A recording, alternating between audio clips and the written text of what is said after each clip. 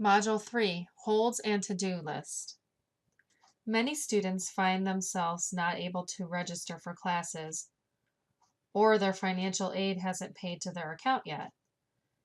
Students would usually need to check their holds and to-do list to see if there are items listed, which would be holding up things, which is usually the case. This course will provide the navigation for students and parents to be able to view and interpret their holds and to-do lists. I will provide some examples of what would be found listed under each of these items. Let's get started.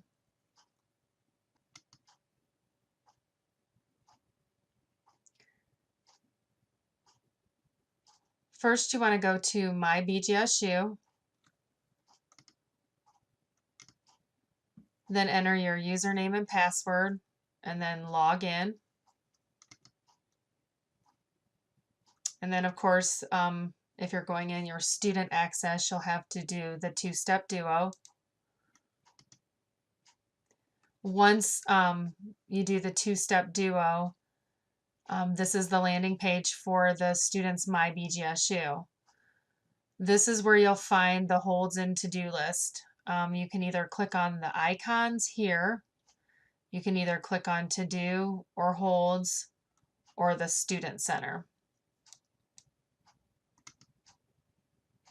And then it'll take you to the student center. And the holds will be on the left-hand side and the to-do list will be on the left-hand side.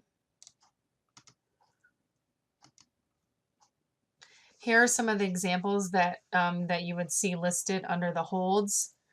There would be a COL hold, which would be a collection hold, like if a student had like a past due balance. A SAP appeal hold, which would be a satisfactory academic progress hold.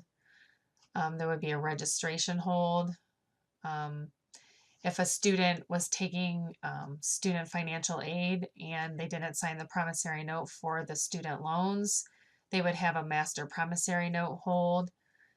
And there would also be an enrollment level aid hold, which basically means if they're taking, let's say they're supposed to be at 12 credit hours, which is considered full time, and they're only registered for 9, and their hours don't match, they would have an enrollment level aid hold. And what would be listed in the to-do list box would be things like verification items for financial aid, such as stuff that the financial aid office is requiring, like verification worksheet, stuff like that.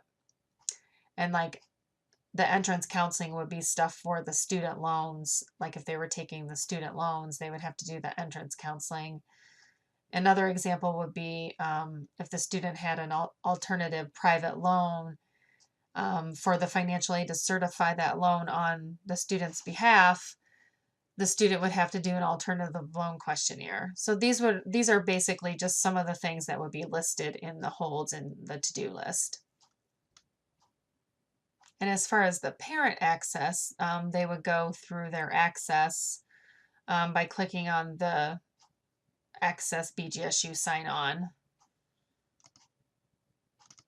and then entering their email address and password. And then this is where they would find